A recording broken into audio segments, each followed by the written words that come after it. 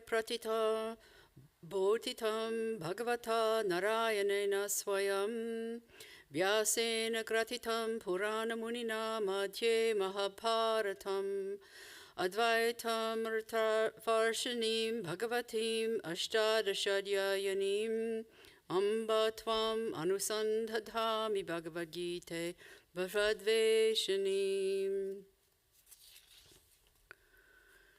Om, O Bhagavad Gita, with which Arjuna was enlightened by the Lord Narayana himself, and which was incorporated in the Mahabharata by the ancient Muni Vyasa, the Divine Mother, the destroyer of rebirth, the showerer of the nectar of Advaita, and consisting of 18 chapters, upon thee, O Bhagavad Gita, O affectionate Mother, I meditate.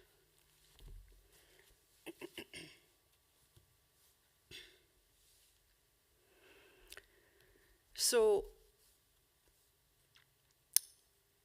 this is an introduction to the Gita, and in India, traditionally, literally, the book is worshipped as Mother, as that dhyana mantra meditation mantra just indicated. The Gita is one of the three foundational texts of Hinduism. These include, in order of chronological order, in order that they appeared, the Upanishads, which is the record of the realizations and the consequent teachings of the sages. These are basically usually not very instructional. They're really more a showing of the realization, what it's like, okay, what it's all about. Secondly, the Gita came along, which was part of the Mahabharata. Now, some people feel the Mahabharata is the greatest epic in the world. And, some people think the Bible is the greatest story ever told. I'm here to tell you it's the Mahabharata. 700,000 verses, and the 18 chapters of the Gita are embedded right at the crucial juncture in the story between all the build-up to the war and then the war itself. So it's right in between. So the age of the Gita is hard to determine in the Mahabharata itself. I've seen estimates, or whatever you want to call it, approximations. The scholars can't really pinpoint it, but some people feel that the war in the Mahabharata was an actual real thing that was about 1500 BC, but the story came much, much later, written down form. Pieces of it were probably transmitted orally because it's an oral tradition, and then at some point it got written down, and then it got expanded upon, et cetera, et cetera. So all of these things grew over time, but somewhere between, I think they're saying, something like 400 BC to like 200 AD or something is when it kind of got pretty solidified. Now, the third foundational text of Hinduism is the Brahma Sutras, which came the last, and it's very philosophical, very esoteric, very difficult because they are sutras, which means very, very pithy, and you have to actually study with a master to really know what exactly that they mean. So it was during the sutra period when a lot of that was going on in Buddhism as well as Hinduism. And so, but that's much more recent. That would be probably around 600 or 700 AD or something like that. Anyway, it's the last of the three. Now, going back to the Mahabharata, in some places it's known as the fifth Veda because abstract ideas are demonstrated. But in a human context. So they take very philosophical kinds of things and put it into a story. So it's appealing to people, and you can think about it because these people in the story, the characters in the story, are exemplars of how not to live and how to live. So, therefore, the Gita itself, which is instructional in the Mahabharata, is considered the essence of the whole of Hindu philosophy. So that's. But let me just explain a little bit more about how it's constructed. Okay, there's 18 chapters, 700 verses, and it existed only in Sanskrit or possibly vernacular other Indian languages, but it was first translated into English in 1785. And this was the translation, if you recall your sort of literary history. The transcendentalists in the United States used this as their foundational translation of the Gita, and it had a huge impact on the intelligentsia of, let's say, the mid 1800s, mid to late. But it's also, aside from its spiritual importance as part of Hinduism, it's considered a piece of great literature, and it is studied in universities just as literature. The Sanskrit is not that difficult. There are numerous translations now. I mean, that first one in 1785 just kicked it off. I mean, I personally own about 20 translations, but they're not hugely different from one another because the Sanskrit is very simple. And the message comes across very clearly. It's not like a heavy philosophical text. Nevertheless, you do need to know something. In some of the chapters, you need to know something about the philosophical background because it digresses a little bit into like Sankhya philosophy, which was the original philosophy in India. And it would have been commonplace knowledge to people back then what those references meant to that particular philosophical system. So as I said, it's fairly simple in its origin, but sometimes the same word can be used in somewhat different senses. So the translators have to be aware of the context of what the word means in that particular sentence. So, for instance, the word Atma, which can mean anything from just your body, to like an embodied person, or it can be referring to the inner soul of the person, and it depends on the context, what it means at any particular time. Now, there are a lot of ways not to read the Gita. If you're going to sit down and read the Gita, I mean, it's nice if you want to take it as literature, that's great. But if you're looking at it as a spiritual text, you don't want to do it sort of ritually in the sense of, you just like rote, just do it sort of like you're supposed to, and blah blah blah, but nothing really sinks in. You don't want to do that. And you don't want to use it as a sectarian gospel. That is, you don't want to say, oh, well, this makes us so much better than some other religion, or whatever, because all religions have their texts, and there's benefit in all of them. You don't want to take it strictly as a scholar either, because that becomes very dry. There really is a message here, and you really can apply it. It's very practical. Or the last way not to read it is a way of finding fault with it. I happened to I don't know, it just as I was, preparing to do some of this, I ran across some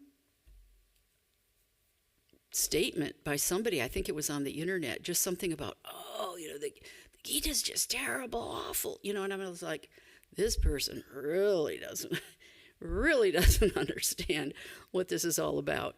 But it didn't explain why they felt that way, so I just let it go. So the thing of it is, the best thing to do is to read a little bit every day in the right spirit. That is, it's a living dialogue that goes on inside of each of us. Every striving soul has similar questions, has similar strivings. So the best thing is to consider Krishna's responses to Arjuna's questions as being addressed to you personally. Like Krishna is speaking with you. And that comes through, then you kind of get the benefit of it.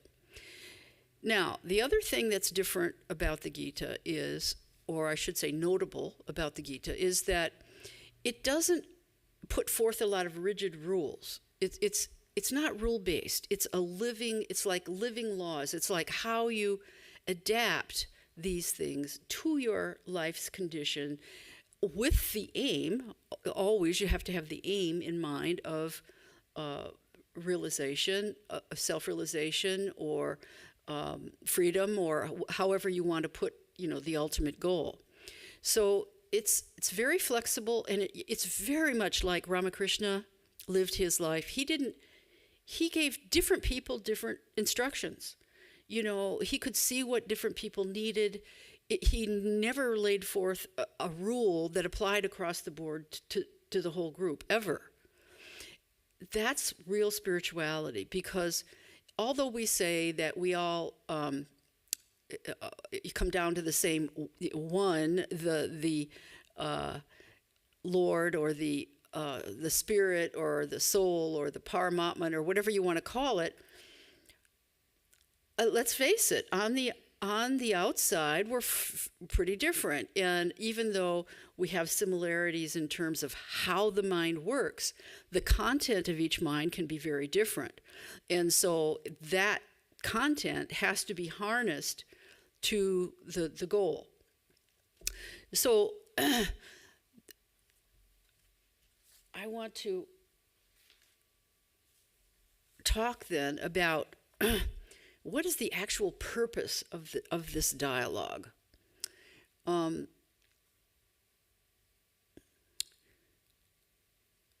Initially, it may look like it's trying to persuade Arjuna to do his duty, to fulfill his dharma, his righteous duty. But it's not meant to just maintain the social order. It's actually to teach spiritual values, that is, knowledge over ignorance, freedom over bondage to mental habits. It's meant to bring him to the highest realization ultimately. Now, the Gita, this is according to Swami Sridharananda. He had a series of talks here. I think it was something like 2006 or something, which might be still available somewhere, which were full of information, slightly different point of view. That's what I like about it. That if you're interested, we might be able to dig it up, and if you want to listen to it. He says, the Gita tries to make us worthy to cope with the challenges of our life dilemmas. We have to recognize that many problems in our life are actually created by our own misconceptions. And in the story of the Mahabharata, we see examples of this. The unfoldment of the Gita may be grouped into 4 parts. First, Arjuna's crisis in chapter 1. He decides that he's not going to fight this war, that his whole life has been building up to this war. He has fought many different things. He's won many battles. He's a huge hero. Nothing daunts him. But suddenly, he's faced with wiping out relatives, huge number of relatives. Okay, so he has this crisis in chapter 1. Then there's his initial instruction by Krishna, which takes up from like chapter 2 to chapter 10. And then in chapter 11, Krishna reveals his cosmic form. Okay, so that is, it's done very graphically. The explanation is very graphic, but it's meant to unstick us from the way we normally think of life. If we think that we are the doer, then we're in trouble. Okay? Then we have to bear all the consequences of that. That's what karma is all about. If you're not really the doer, but you are the instrument in the hands of the divine, then this body-mind is free and can go to its end, whatever, without any regrets, because there's nothing sticking to it. Nothing is mine, and these actions are not mine. Okay, so that's chapter 11. He shows his cosmic form to Arjuna, and Arjuna, after a bit, he can't take it because it's so ungraspable. I mean, he just can't handle it, and he asks Krishna, please resume your normal form. And so then the next section is the continued instruction in chapters 12 to 18. But now the instruction is different than in the first 10 chapters. The true self is no longer a theoretical abstraction, but it's been revealed in an embodied form in chapter 11. So now Arjuna no longer asks what he should or should not do, but he asks more philosophical questions, ending in freedom by renunciation, which is the last part of the Gita. And Krishna tells him, well, now that you've pretty much got it, you're free to do what you will. So I'm going to, you can put up the,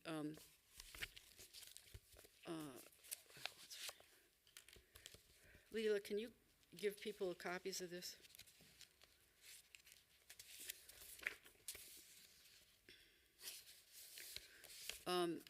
There are, Krishna does almost all the talking in the Gita.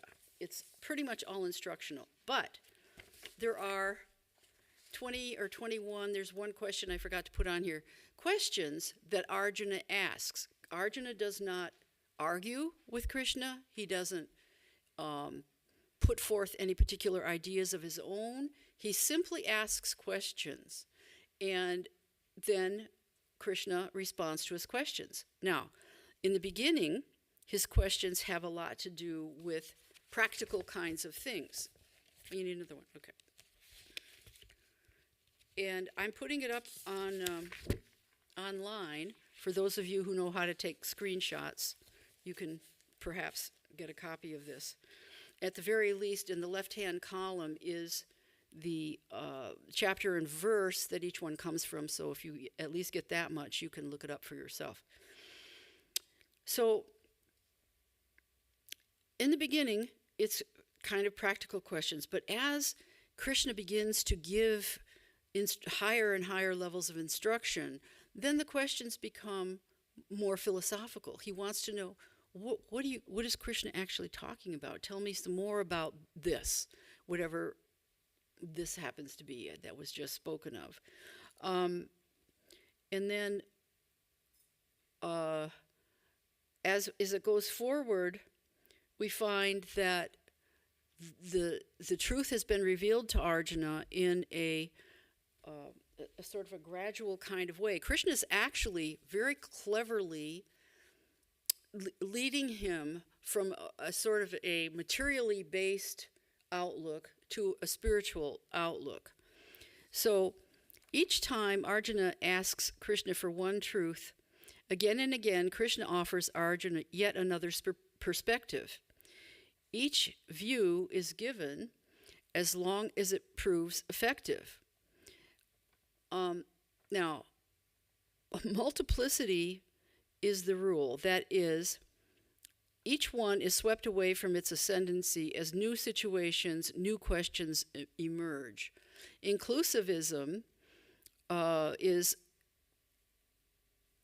characterized, or I should say Hinduism is characterized by inclusivism, and mutual paths exist in complementarity. So you'll see things that look contradictory sometimes in the Gita, but in actuality, all possibilities are present for Arjuna when he gains the knowledge that all are impermanent. There's more than one perspective that can be held simultaneously, even though they're a little at odds with one another. This is very typical. The Hindu mind is very much more like that than the Western mind. Now, Swami Vivekananda had a very interesting comment on the Gita. I mean, not on the Gita, but his message is basically the same as the Gita. And he says, quote, "I have served that nectar in a new bottle," unquote. He amplified the Gita. He fleshed it out in greater detail in his 4 yogas, which are masterpieces of instruction, how to follow each of the paths to self-realization.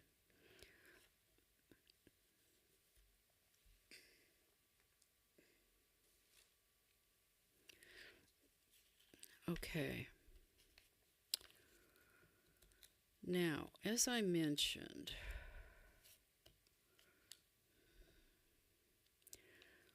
the character of Arjuna, by the way, each of the names, and we can go through some of this maybe next time or something. The names of the characters have meanings. They're like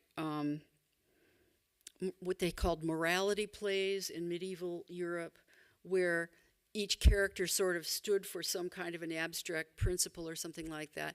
So that each of them are like a type, and their names actually largely tell you exactly what that type is.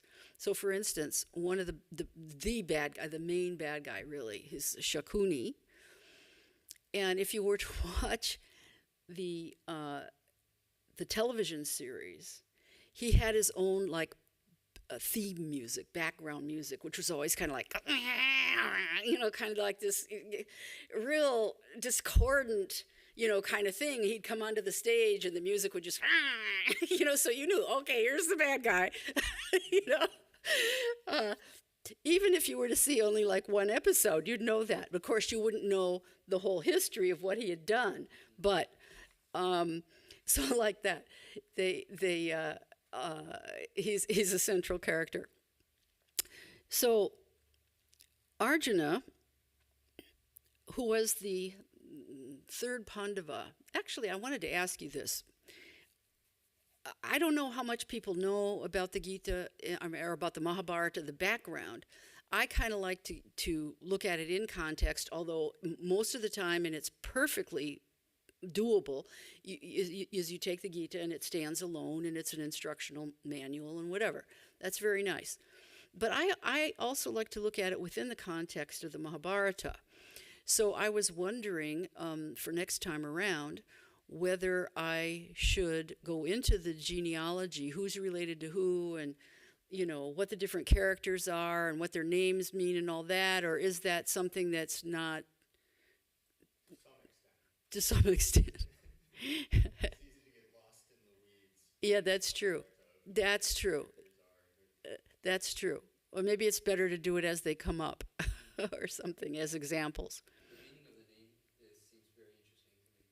Yeah, for instance, one of the guys, the Shakuni's, shall we say, pupil is Duryodhana, which I've run across translations. Dirty fighter. Okay. And he was the whole time, he just had a twisted, and Shakuni cultivated that. Okay. He was like Shakuni's pawn. Okay. So Shakuni was actually the mastermind, and Duryodhana was the one who was fulfilling and doing the bad stuff. It's very, what? it's like a psychological connection or something like that. So anyway, at this point in the Gita, Arjuna has conquered in the past. He's conquered many entire kingdoms for his brother because his brother was to be emperor. So he went out, and he also excelled in many other exploits. And they had all these different adventures. Now remember, this story is like an old-fashioned comic book or these superheroes. Okay, they were superheroes. Most of them, the good guys anyway, were some kind of product of a demigod. They were, and a human mother. Okay, so they were right from the get-go. They're going to be superheroes, and you know that. Okay, and then they go out and they prove so. So, but he was very disgusted at this point when he facing all the opponents that he had to fight to basically regain what was rightfully belonged to the Pandavas, to him and his brothers. So he asks Krishna to put the chariot between the two armies so that he can see his cousin foes and their assembly. Now, according to Swami Sridharananda, wonderful, wonderful, wonderful sadhu, the language Arjuna used at this point with Krishna was arrogant. He wanted to show off in a way. He had this, huge warrior ego, sort of. And he possibly, Sridharananda says, it depends on the tone of voice. The same word can be used in different kinds of ways, but you can read it as, he's really being kind of arrogant to Krishna and saying, take me between the two armies so I can see these people. He transgressed the line between self-confidence and arrogance, but then he has a change of heart. Once he gets there in the middle and he starts seeing these people, he's up to this point, he's been sort of drunk on his material achievements of the past, which are many. But then it just sinks. His whole attitude just sinks, and he ends up discarding his bow and arrow. He's a huge archer. He's the best archer. He can shoot ambidextrally either arm. It doesn't matter to him, And he just kind of like folds in his chariot. Now, Krishna has the opportunity because Krishna has agreed to be his charioteer. Krishna does not want to be a combatant in the war. He had previously gone to the opposing side and offered a peace proposal, and it got rejected. So he's not really going to take sides in that sense, but he agrees to be Arjuna's charioteer. Now, a charioteer has to know how to place the chariot to the best advantage of the warrior. So symbolically, he was the guide. And Arjuna found himself in a worst-case scenario, and he was in need of a guide. So our situations are lesser and easier to handle, but still we need a guide. So this is why this is, good for us. Arjuna doesn't know what to do at that point. So Krishna introduces the knowledge of the Supreme that is our true nature. Slowly, slowly, as I showed you. Did you take that down now? Okay, good.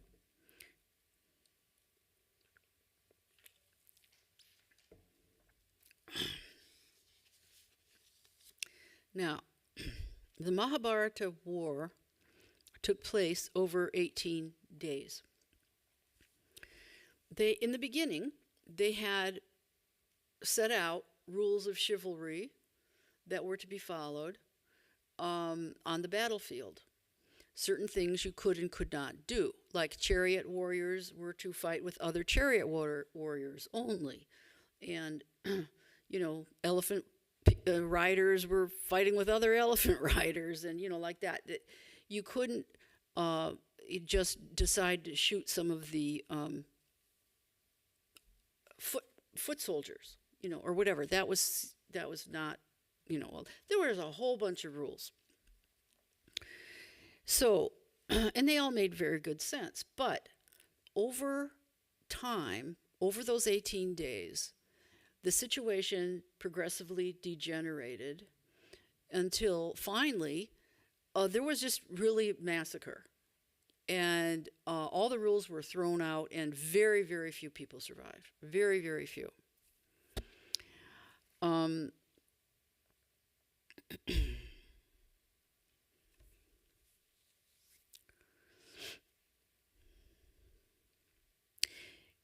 If you want to read the Mahabharata, I would recommend the Subramaniam version. It's an abridged version, but it's got all the important stuff in it. Or if you've really got a lot of time, watch the practically 90-hour television series, which is now 40 years old, but it's really good. Except for the fact that sometimes there are repetitions, they go back and they repeat something. But nevertheless, it's very well done.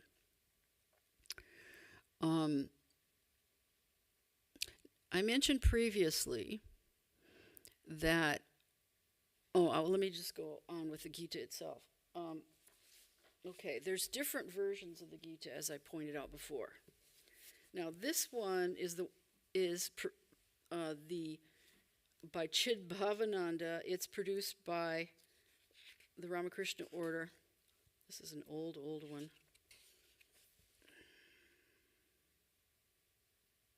South India. It has particular things to recommend it. Okay, it's got the meditation mantra in the beginning. It's got a word-by-word explanation. It's got English as well as now it's escaping me. Transliteration. So you don't have to read the Sanskrit in its original. So the Sanskrit has been transliterated. Anyway, and it has little examples from the Ramakrishna tradition in it to kind of ground the teaching, and there's a certain commentary to it too. It's not stupendously well done, but it has these little features to it that's really nice. Another one that I use a lot, particularly when you want to go right to the source, is by Winthrop Sargent, because each verse has its own page, and each verse has the Devanagari, the transliteration, and English, and then it's put in, and no commentary. Okay, no commentary. This is just straight as it is. And this I like very much because it's a really good reference. And there are others that have their own little characteristics as well.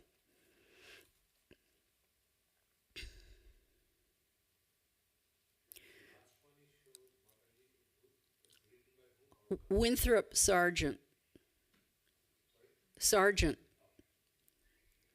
Yeah. Okay. So in the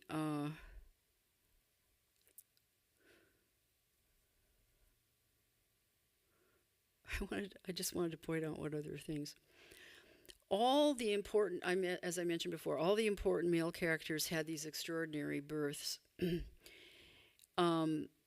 Pandavas came from the godlike fathers, and the Kauravas, their cousins, their opponents,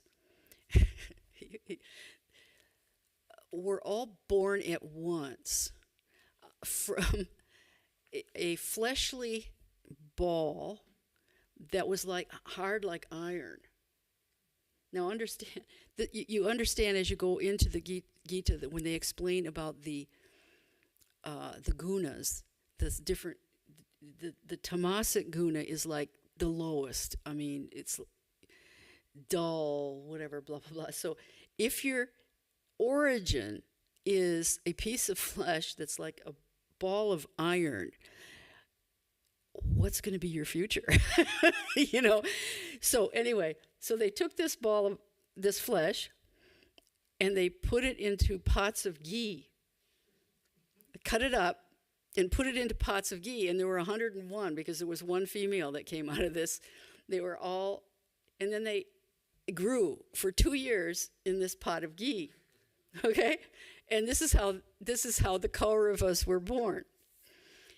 Now, the origin of the conflict is that the eldest Pandava was then born officially before the eldest Kaurava, because the Kauravas had to spend 2 years in a pot before they were actually born. So there was this rivalry, this jealousy always between the first Kaurava, which was Duryodhana, the dirty fighter that I mentioned before, and the Pandava brothers. So right from the get-go, this is not going to be good. Okay, so anyway, it's very clever. I love the way that the book is written. Okay, from our point of view, though, as spiritual seekers, it's an exhaustive exploration of the idea of action. What's to be done, what's not to be done, what is, like righteous action, what's the opposite of that. And we'll talk about that in another talk probably, but Krishna gives Arjuna the vision of a totality that liberates him from his prior self-identity as being an actor. I did this, I conquered so-and-so.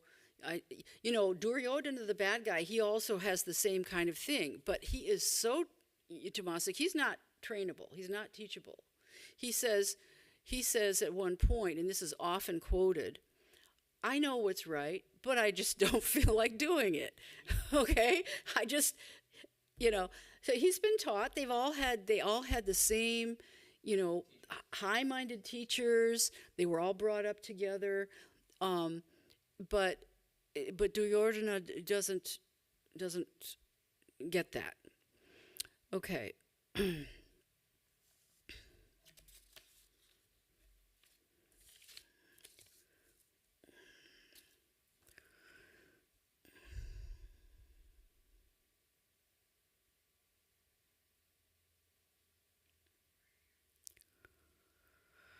Okay. There are various translations of the title of chapter 1. Actually, all the chapters, but this is very interesting. This can be called The Distress of Arjuna, Arjuna's Spiritual Conversion Through Sorrow, The Yoga of Despondency.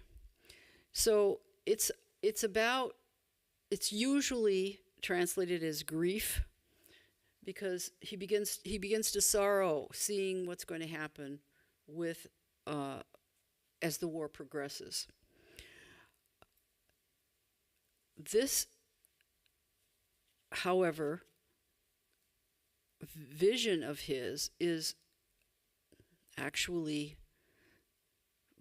confirmed, shall we say, when he sees the cosmic vision of Sri Krishna, because in that vision, he sees all these warriors being destroyed, and Krishna himself, in his cosmic form, is reabsorbing them, shall we say, back into himself.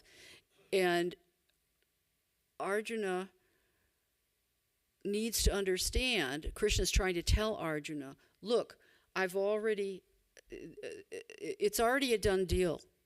Okay, this war is going to happen whether you like it or not, and your very nature is going to force you to participate in it, whether you like it or not. So look upon it as, in a sense, he doesn't exactly say it this way, but sort of as God's will. This is how we clean up the mess that these people have created on Earth. Okay, so it's a real reestablishment of Dharma. It's very bloody and it's very destructive, but it fulfills the requirement of being, what shall we say, a cleansing process, getting things back to a certain, norm. So next time, we're going to talk about the grief of Arjuna, and not just of Arjuna, but grief in general. What it's all about. How do we look at that? How do we cope with it? What does it mean? How do we turn it to a spiritual advantage? So that's kind of where we're going. And so I will offer you an opportunity now. I know this was a very sort of bare bones introduction, but if you want to ask any questions, we can have a discussion. Yes. Okay. All right. He's going to go get a mic.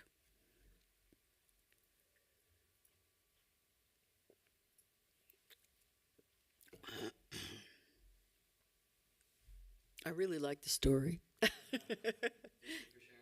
It's just true. Huh?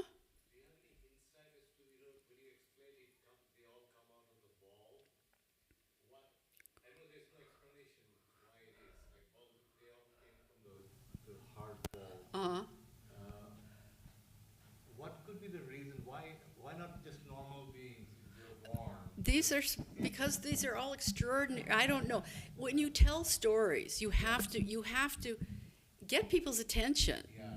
Okay, so even back then, I mean, this was like the comic books of the day. It was orally transmitted, and it was like, if you're sitting and you're listening to a story like this, I mean, it would be just like, wow, this is like the Matrix, plus. Okay, so question? Somebody have a question? Yes, ma'am. Yeah. So my question is, so if everything is, predetermined or destined to happen, can you talk a little bit about free will? And so one person, he might be evil and, like he can just kill other people and say it's God's will. So how do you define that, and what is a free will then? We have a very narrow scope for free will. We can do as we please, but it has limitations in the sense of the world may have, even people who surround you may have other aims, other motives, other objectives. So you're gonna be thwarted, as you go along. You're not going to be able to necessarily accomplish everything that you want to, as you want to. But that's on a very, shall we say, temporal and temporary plane. Okay, we're not going to be here for that long. And if you are a spiritual person, you take a longer point of view and you say, this interval between birth and death is my interval to get a hold of my own mental, psychological, spiritual, whatever, deeper abilities, and put them to the use of gaining my ultimate freedom. Now, you can choose not to do that, and then you will suffer the consequences of mortality. Everybody does. Or you can say, okay, I'm going to try And this is where the free will comes in, really comes in, because otherwise your mind is just going to do what it's going to do. You're just shiftless. The wind blows this way, you go that way, whatever. Okay, so if you get a hold of your inner abilities, which are very well explicated in Sankhya. The mind has the different chitta, manas, buddhi, ahankara, and will. You have willpower. You have, if you don't have those things under your control, you're going to end up in trouble. And this is where people usually start. They say, I have ended in trouble. Now, how do I get out of it? I think the spiritual path is going to help me, and it will. But you have to do the work. You have to put in the work. You have to change those patterns that your mind has become accustomed to because you've just let it do whatever. Okay? So free will is best applied and pretty much only applied for, shall we say, not, what's the opposite of temporal? Eternal. For eternal benefit is to go through this training, but it's not. It always, a lot of times it sounds dry and kind of awful, and it really isn't, because the whole point is, again, I'll mention the 4 yogas of Swamiji, is to immerse ourselves in the ultimate freedom, and those 3 terms that we use for Brahman, Sat, Chit, Ananda, those we have to delve into. We have to become that, in a sense. And even though if you say become that, it's a little bit contradictory because you already are that, only you've kind of let it go, in order to concentrate on these very temporal things. Okay, so we go for, and I have to say, okay, the Jnanis go for Sat, the Raja Yogis go for Chit, the Bhaktas go for Ananda. But if you try and combine all of those, it helps a lot, because you don't want to become one-sided. That might just prolong the search. And what are you searching for? You're searching for your true self, which is the same self in all. It sounds wacky, but it's true. Okay, so that was one question. Leela wants to ask a question. Well, kind of continuing along on that same line, Ramakrishna himself was saying, you need to focus on getting rid of your doership, your sense of doership. Right.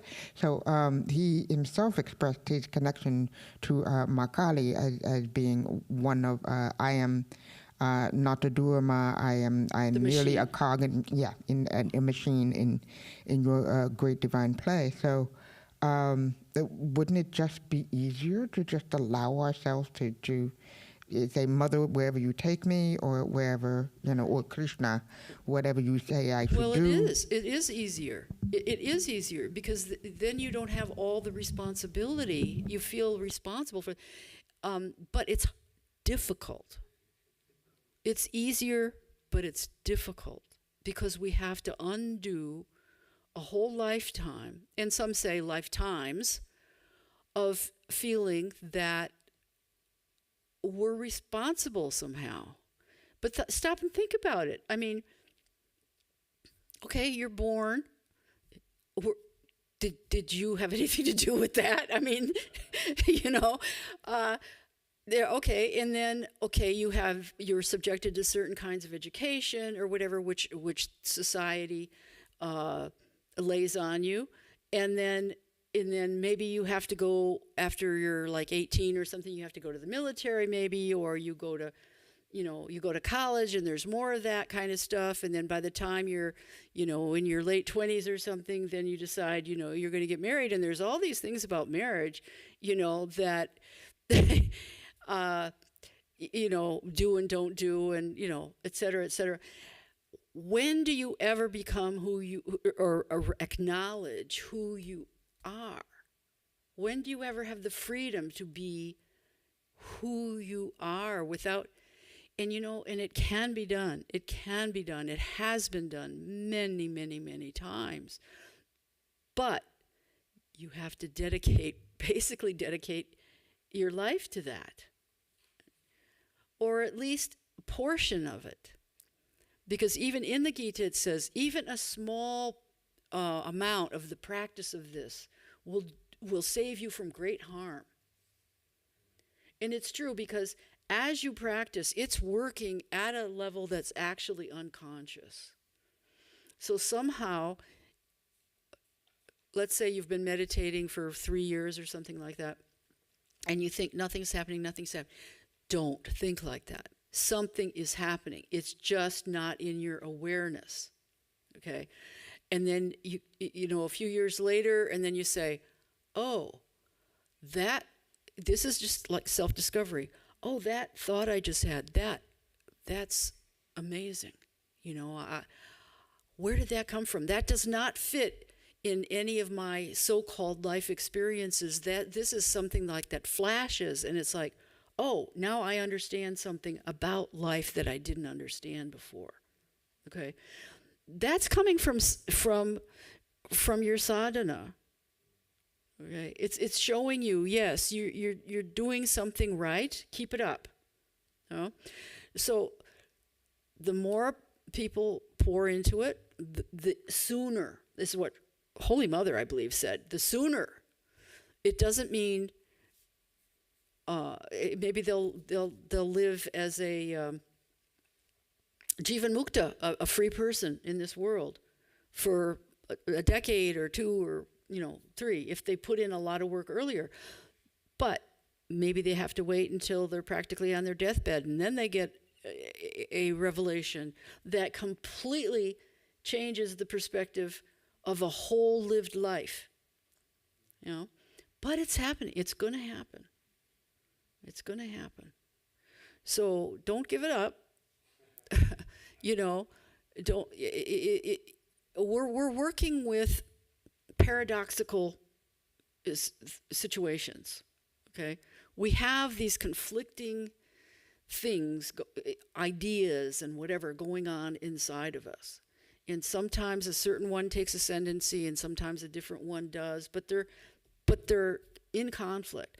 So this conflict has been personified in this story, and the story then comes to us instructionally in the Gita. So this is what we're going to be looking at as we go forward. And spiritual life is actually quite interesting. There was a book years ago Swami Yatishwarananda wrote. I remember I read it like when I was first getting into this. It's called Adventures in Spiritual Life.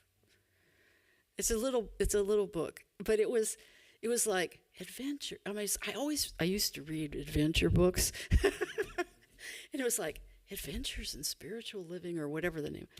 And I thought, oh, okay, I'll read that. It wasn't terribly adventurous, but it was encouraging. I mean, so look at it as a great adventure. Okay, I'm here. What am I supposed to do? I'm supposed to come back to myself. That's all. It's very simple.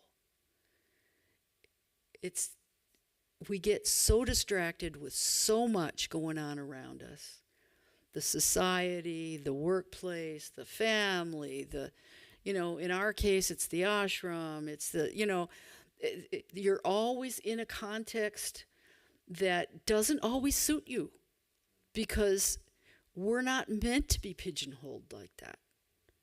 But we have to be to live in society. So you can become or acknowledge or become aware of who you really are and still function within that framework, but be completely free inside. It's possible. It's very possible. I have met sadhus. This Sri Dharananda I spoke of, he's a free soul. He's amazing. Yeah. We've had...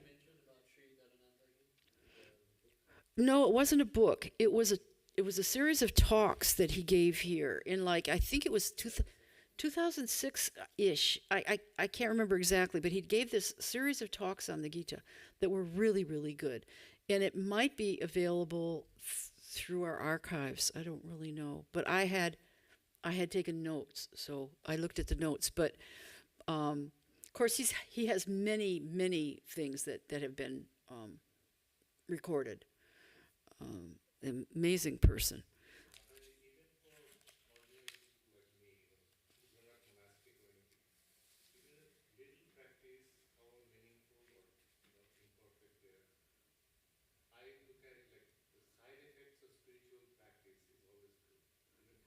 He says the side effects of spiritual practice is always good.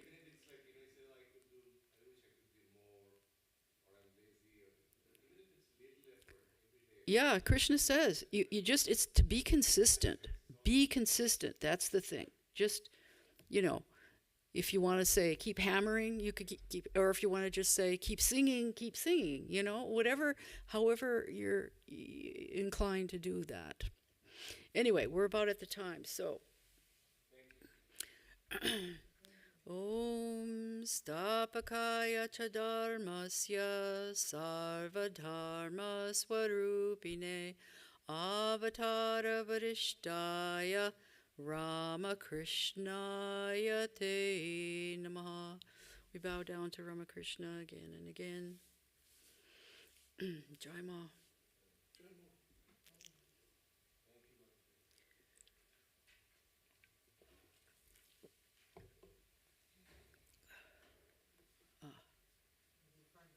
Oh, nice.